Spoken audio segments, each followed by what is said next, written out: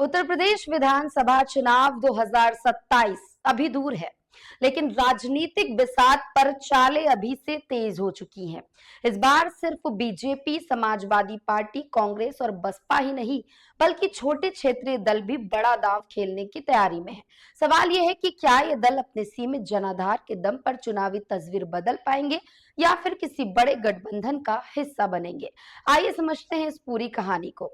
दरअसल उत्तर प्रदेश की राजनीति में कई ऐसे नेता हैं जिनका प्रभाव पूरे प्रदेश में भले ना हो, लेकिन कुछ खास इलाकों और खास सामाजिक वर्गों में उनकी मजबूत पकड़ मानी जाती है।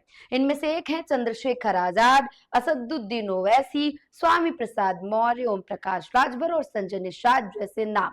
यही वजह है कि चुनाव नजदीक आने से पहले इन नेताओं की राजनीतिक गतिविधियां भी तेज हो चुकी हैं। सबसे पहले बात करते हैं चंद्रशेखर आजाद की। आजाद समाज पार्टी ने 2027 की तैयारी अभी से शुरू कर दी है। पार्टी ने हाल ही में 45 विधानसभा सीटों पर प्रभारियों की नियुक्ति की है। माना यह जा रहा है कि इसके जरिए पार्टी ने एक साफ संदेश देने की कोशिश की है कि वो चुनाव को पूरी गंभीरता से लड़ने के मूड में है। इतना ही नहीं, पार्टी दलित और मुस्लिम वोटरों पर खास फोकस कर रही है। यही कारण है कि समाजवादी पार्टी और बहुजन समाज पार्टी दोनों ही आजाद समाज पार्टी की बढ़ती सक्रियता पर नजर बनाए हुए हैं। वहीं दूसरी ओर हैदराबाद से सांसद असदुद्दीन ओवैसी भी उत्तर प्रदेश में अपनी पार्टी AIMIM का विस्तार करने में जुटे हैं। पिछले चुनावों में पार्टी को सीटें भले नहीं मिली, लेकिन वोट प्रतिशत में कुछ बढ़ोतरी जरूर दर्ज हुई। अब ओवैसी की रणनीति पश्चिमी उत्तर प्रदेश और पूर्वांचल की उन सीटों पर मजबूत उम्मीदवार उतारने की है जहां मुस्लिम मतदाताओं की अच्छी संख्या है।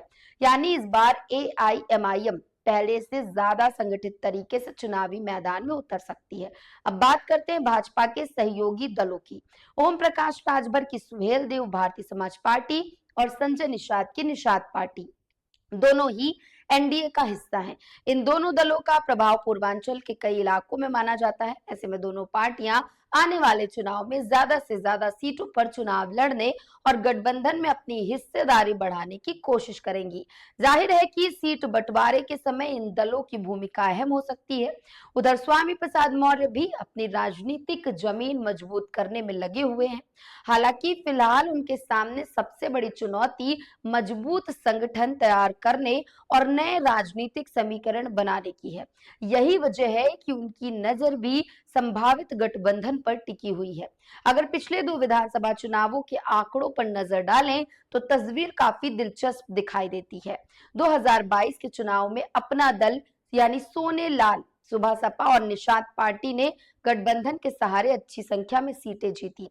वहीं AIMIM और अन्य छोटे दलों की सीटें नहीं मिली, लेकिन उन्होंने अपने वोट प्रतिशत में बढ़ोतरी जरूर दर्ज की। यही वोट प्रतिशत कई सीटों पर जीत हार का अंतर भी तय कर सकता है। यानी साफ है कि उत्तर प्रदेश का 2027 का चुनाव सिर्फ बड़े दलों की लड़ाई नहीं होगा। छोटे दल भले अपने दम पर सरकार बनाने की स्थिति में ना हो, लेकिन वो चुनावी नतीजों को प्रभावित करने की ताकत जरूर रखते हैं। कई सीटों पर यही दल बड़े दलों का गणित बिगाड़ सकते हैं और गठबंधन की राजनीति में अपनी अहमियत बढ़ा सकते हैं। अब सबसे बड़ा सवाल यही है, क्या ये छोटे दल अपने जनाधार को वोटों में बदल पाएंगे? क्या कोई नया राजनीतिक गठबंधन बनेगा या फिर चुनाव के आखिरी दौर में समीकरण पूरी तरह से बदल जाएंगे? इन सभी सवालों के जवाब तो 2027 के चुनाव में ही मिलेंगे, लेकिन इतना तय है कि प्रदेश की चुनावी बिसात पर छोटे दल इस बार सिर्फ दर्शक नहीं बल्कि निर्णायक खिलाड़ी बनने की पूरी कोशिश में हैं।